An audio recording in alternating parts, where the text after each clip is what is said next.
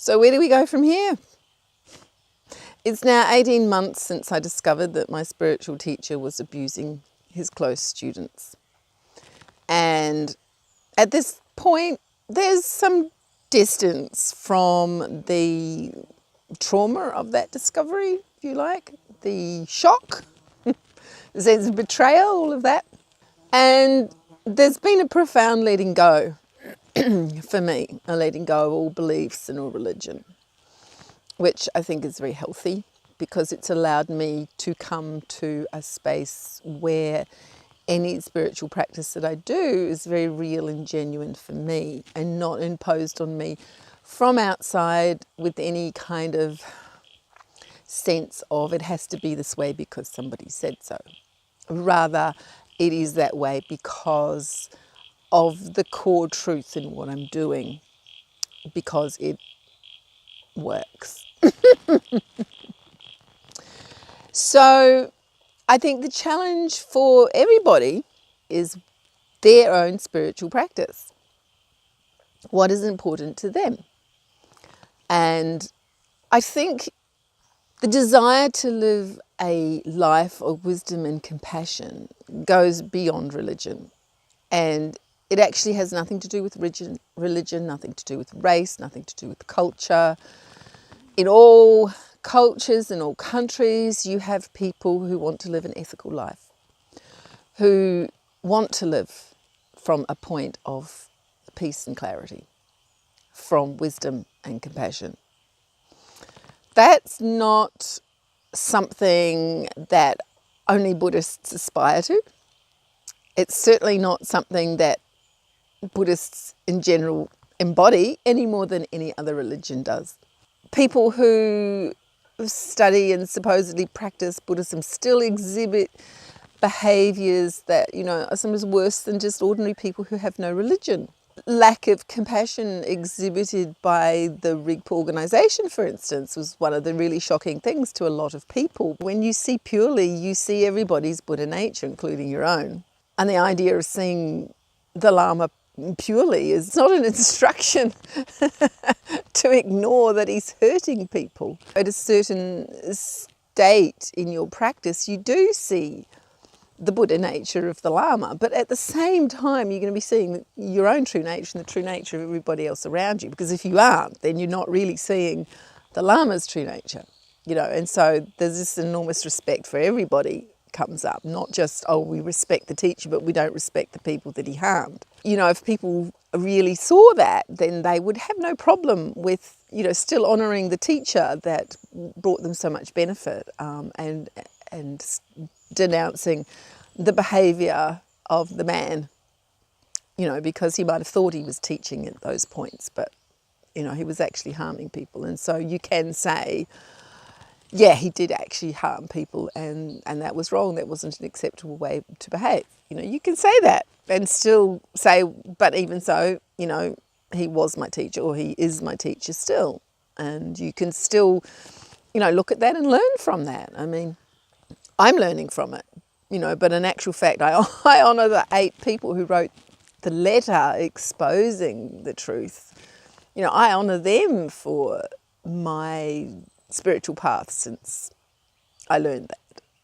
Because even though, it was shocking and shook everything around, I also realised that the core basis of my Vajrayana practice never wavered, not for a moment, because the guts of Vajrayana is way beyond anything any Lama could do.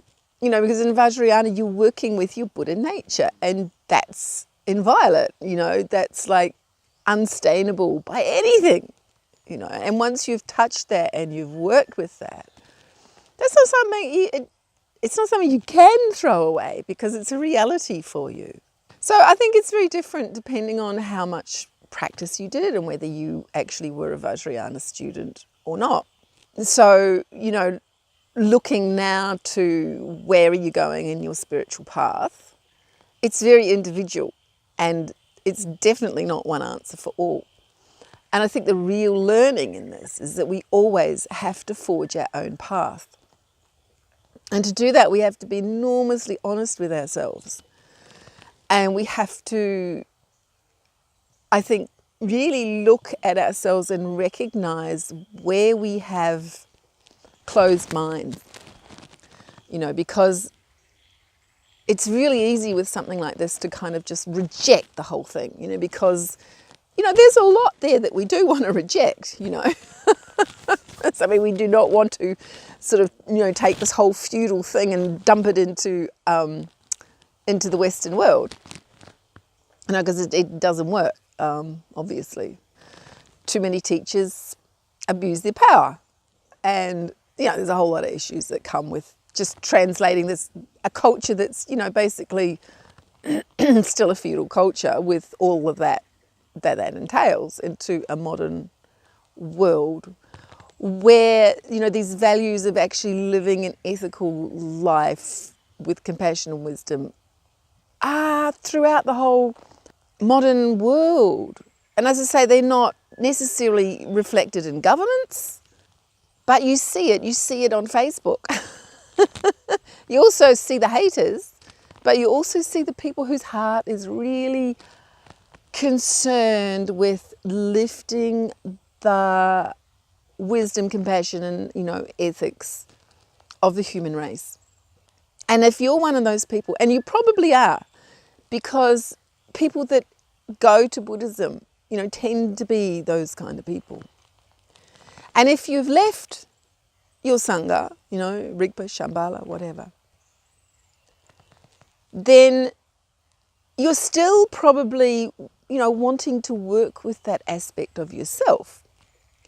And even if it's just this concern for the world, like I have this enormous concern for all the trouble spots in the world, and my heart bleeds for the Rohingya, and it bleeds for the people who foster ignorance around that whole situation, and it bleeds for the Israeli-Palestinian situation.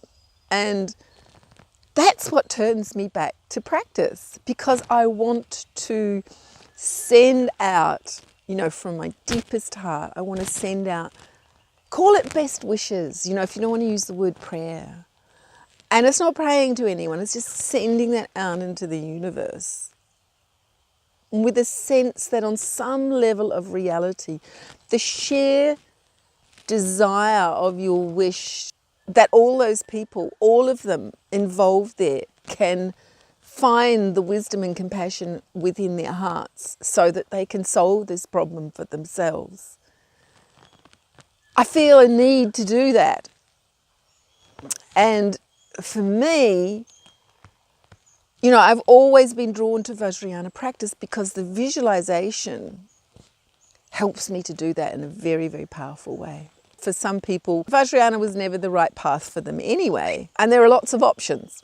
And the thing is that if you kind of never, you always looked at the Nondro and all that kind of stuff and you just went, that's not for me. Fine, then you find what works for you as a daily spiritual practice, because there's nothing quite like having something in your day to kind of hold it all together. And, for a while there, I was just getting up in the morning and being grateful for everything that I had. And that was enough, and that my practice with gratitude and having that gratitude sort of opened out to contain everything. Getting up in the morning and just going, okay, I'm going to benefit people today. I'm going to make sure I don't harm anybody. And just going through your day and doing your best to really do that, and looking at everybody and thinking, may you be happy, may you be well. That's a spiritual practice. Great. 20 minutes meditation, simple meditation in the morning. Great. There's so many options.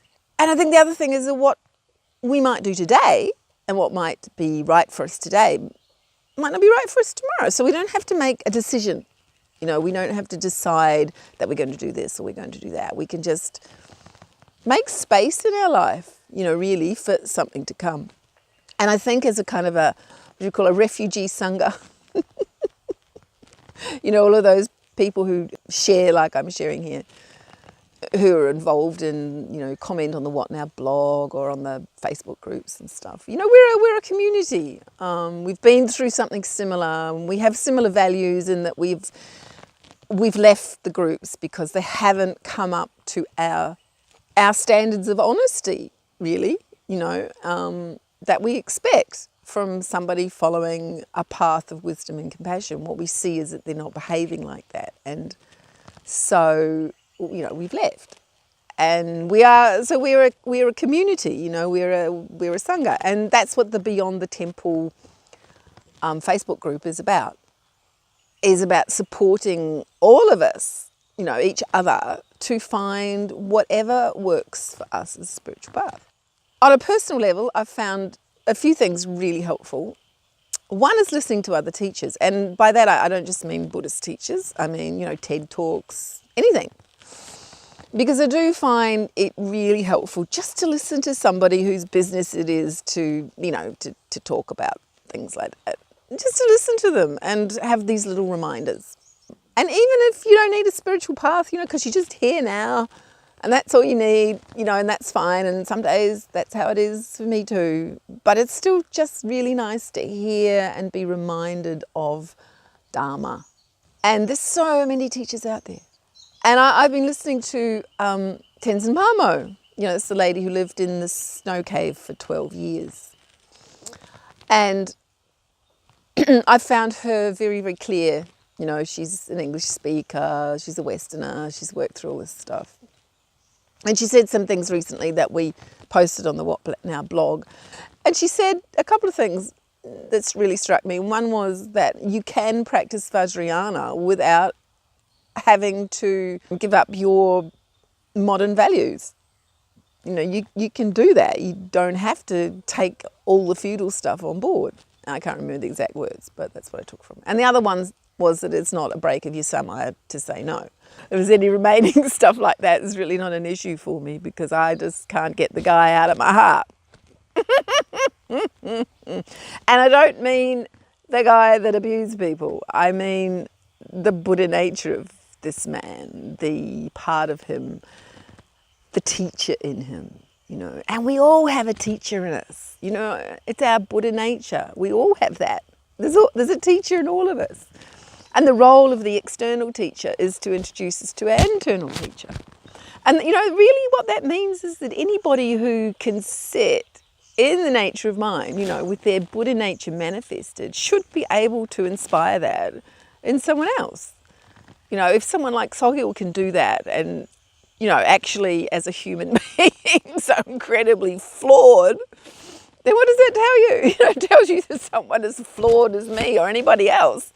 So long as you can be in that state, and the raw awareness that we have is enormously powerful, and that's the beauty of the Vajrayana practice for me, is that you sit in that state, and from that state, there's a lot of power for your wishes or prayers or whatever you want to call them. And when I say state, that's like, it's not a state. The nature of mind is not an altered state. It's just how we are.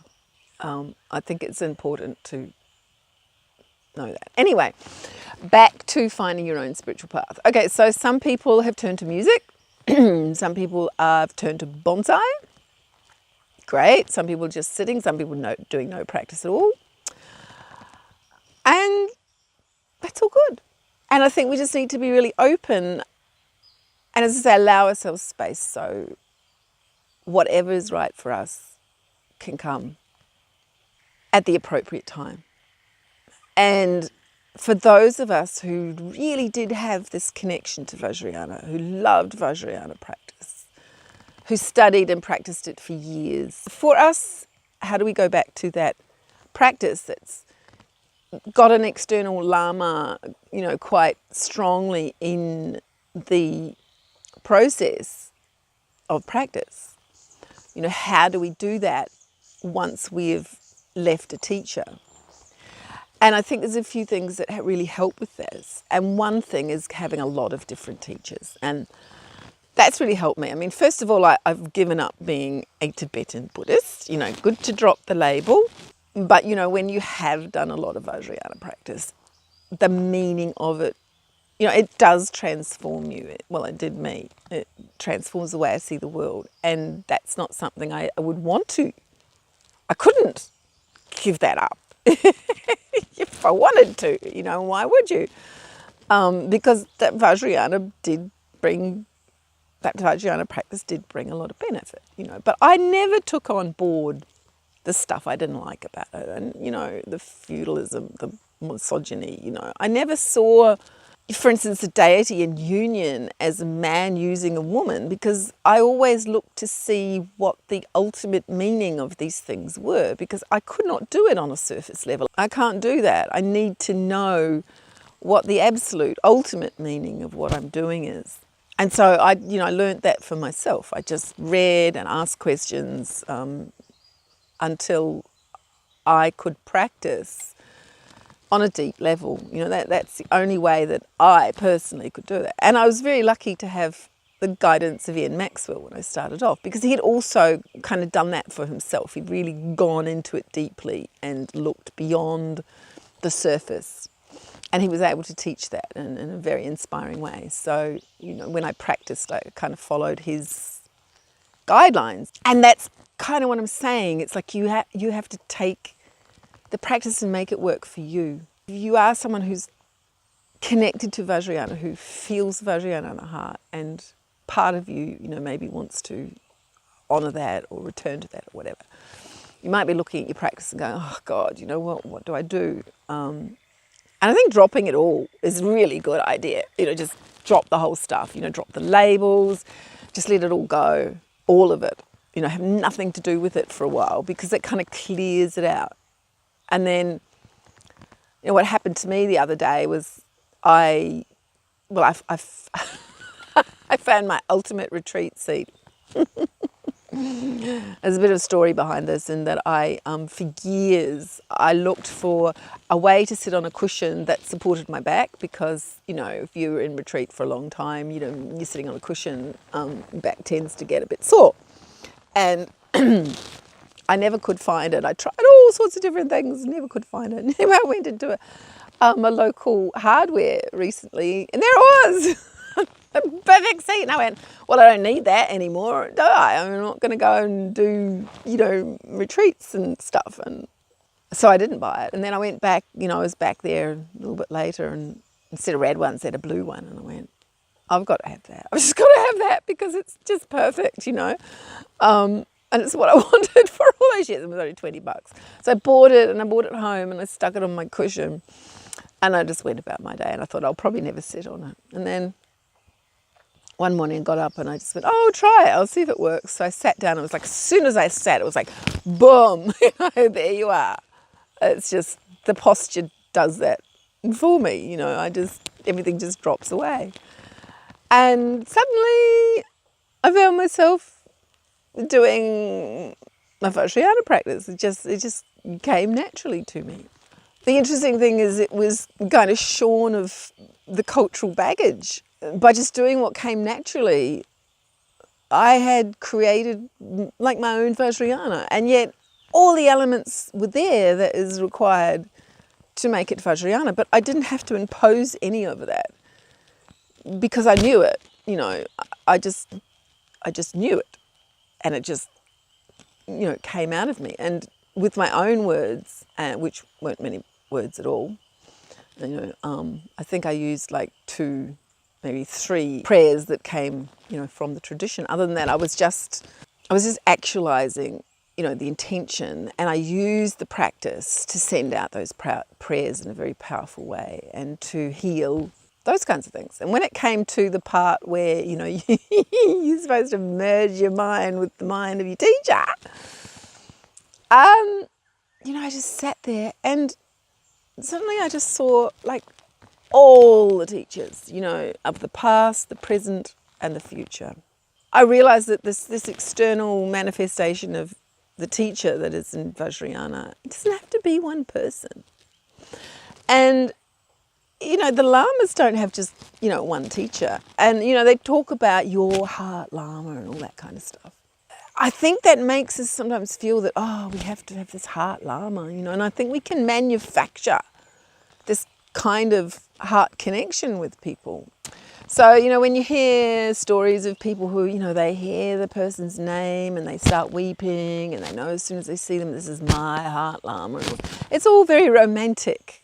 And, it's easy to kind of fool yourself into this kind of thing. And then you lay everything onto this one person. And I think we did that in Rigpa, and that was encouraged. And so you become dependent on them. And that's not the idea. The Lama representations in the different Tibetan Buddhist schools, like Guru Rinpoche, they're supposed to represent all the teachers of past, present and future, and all the Buddhas and Bodhisattvas and teachers. In Rigpa, we were encouraged to see Sogyal as Guru Rinpoche. So there's this nasty kind of correlation that, for people who really can't bear any thought of Sogyal anymore, they can't bear the thought of Guru Rinpoche either. This image I had wasn't of Guru Rinpoche. I mean, he was there, but then all of these other faces flashed and all the deities. It was just like, it was not this solid thing. It was more a kind of like a changing, flickering kind of image that was more, representative of what it was supposed to be, which ultimately it represents the nature of reality, the nature of your own mind, the nature of reality. That's what it's supposed to represent. And the way I was visualizing was much more real, much more that to me than visualizing one image, ever could be. And, the whole idea, I'm talking about Guru Yoga here, and the whole idea of that is to merge your mind with the wisdom mind of your teacher, and that's, if your teacher's enlightened, that should be really good.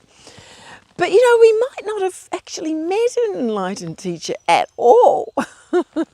So I think we need to be a little bit realistic here about any individual teacher and, rather take the guts of the meaning of that practice, which is really to connect yourself with your own enlightened nature. And that, whatever you're putting outside yourself to open yourself to should be a representation of the nature of mind, the nature of reality, just with everything peered away. So anyway, that's how it just kind of manifested for me. And I went, yeah, I can do this. I can be a Vajrayana practitioner without being a Tibetan Buddhist. If you don't consider yourself part of religion, you are free to adapt it so that it has more meaning for you, so that, the deities that you visualize them in a way that really speaks to you. So if any of these Tibetan style deities just kind of make you, you can just visualize a body of light, So I'm just saying this for people who do have a kind of connection to that kind of practice where, you visualize and you chant and you work with light and energy and that kind of thing. If that appeals to you, then Tibetan Buddhism has the core teachings, but you might want to just not get too close to any one particular teacher. So anyway, what I'm saying is you can do it without having one teacher. You really can. The internet offers us masses and masses of opportunities to get teachings from a huge amount of different teachers. And so, I guess what I'm saying is we need to take responsibility for our own spiritual path. We forget that we have everything we need right here now within us. And so I think our challenge is to just be very open to what the world offers us and not be reactive and really look at our mind and see what's happening in our mind. I think what's important for each of us is to work out what's best for us to help us to lead a life of peace and clarity, of love and compassion. That will help us to awaken our own wisdom. So find your own path, guys. Find your own path and do your practice, whatever your practice is, in a way that is deeply meaningful for you. So that's it for today. Thanks for listening, and I hope this was helpful.